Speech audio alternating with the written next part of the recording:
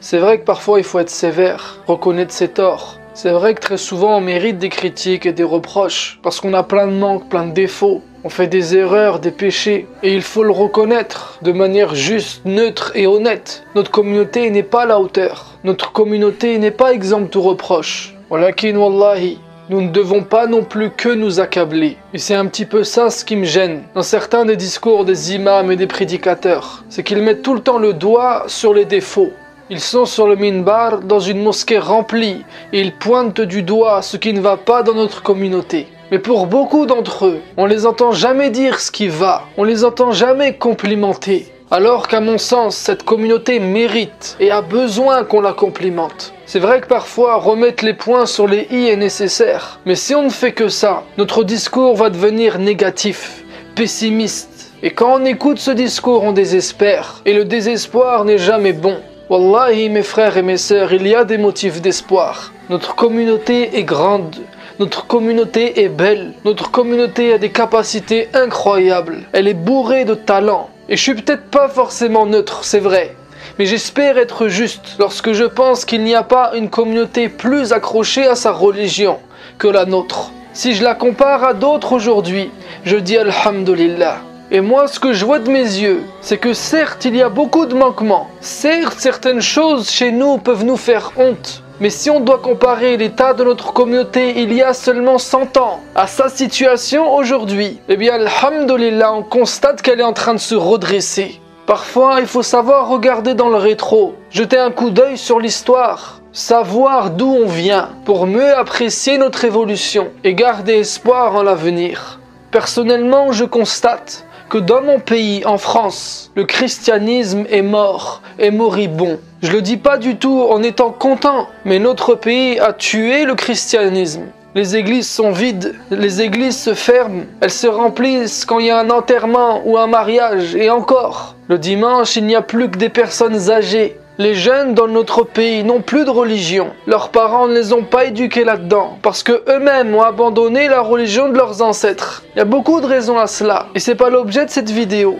Où est le respect aujourd'hui des jeunes pour leur curé ou leur prêtre? Le christianisme n'a pas réussi à relever les défis du siècle dernier. Aujourd'hui, dans notre pays, on se moque de cette religion. D'un côté, c'est malheureux, car ça reste une belle religion, avec laquelle nous, musulmans, partageons beaucoup de valeurs, certaines morales, par exemple la pudeur. Et regardez, depuis que nos concitoyens ont abandonné leur religion, regardez le changement radical dans leur façon de vivre. Aujourd'hui, qui sont les personnes qui se couvrent décemment dans nos rues? Ce sont surtout nos sœurs musulmanes. Malgré la pression médiatique, la pression politique, mais pourtant elles restent attachées, comme si de rien n'était. Ça rentre d'un côté, ça sort de l'autre. Je le vois aussi dans mon expérience personnelle, ce que j'ai vécu, par exemple dans nos quartiers, les quartiers chauds comme on dit.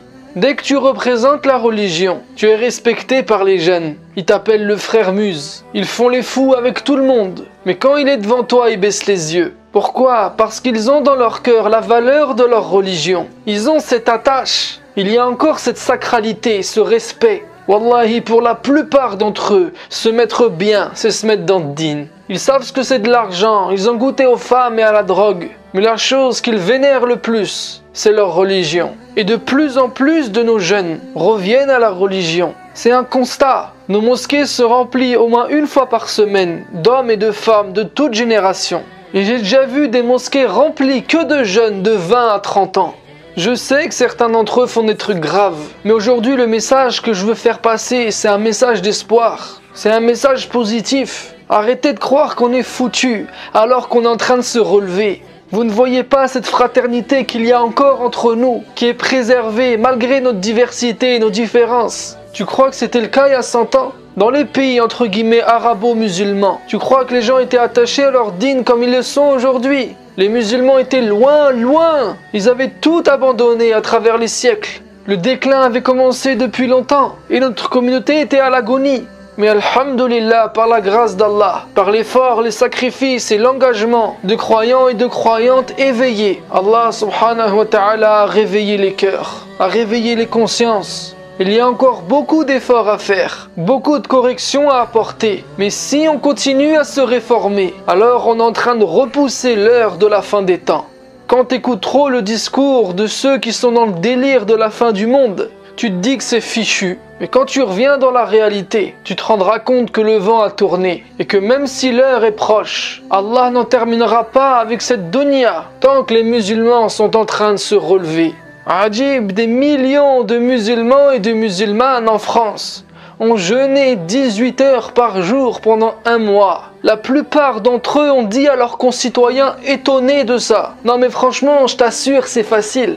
Wallahi, c'est des choses que ne peut pas comprendre celui qui n'a pas la foi. Mes frères, mes sœurs, il y a de l'espoir, il y a de la foi, il y a de la lumière qui brille dans les cœurs des membres de notre communauté. Il faut juste arrêter d'être pessimiste. Il faut croire en nous comme Allah croit en nous. Il faut nous apprécier comme Allah nous aime. Qu'est-ce que c'est que cette mentalité de maso? À quoi ça sert de se détester à part de baisser les bras? Continue à avancer, même si tu boites. Wallahi, que tous ceux qui ont la haine contre nous et qui veulent notre perte, qui complotent et qui agissent contre nous, ne peuvent nous causer aucun tort, ne peuvent nous faire aucun mal. Tant que nous nous soumettons aux ordres d'Allah, tant que nous nous plions devant sa religion, elle se propagera, n'en déplaise à ceux qui nous ont pris pour ennemis. Notre honneur est dans l'islam et nulle part ailleurs. Que chacun continue ses efforts à son niveau, à son échelle. Que chacun continue à s'investir dans les mosquées, dans le milieu associatif. Que chacun continue à contribuer. Que chacun continue à apporter sa contribution, même s'il la considère comme maigre, même s'il se considère comme faible. C'est comme ça qu'on va démentir tous les pessimistes. Arrêtons de nous fier à ce qui est propagé dans les médias. La France n'est pas un pays de racistes islamophobes.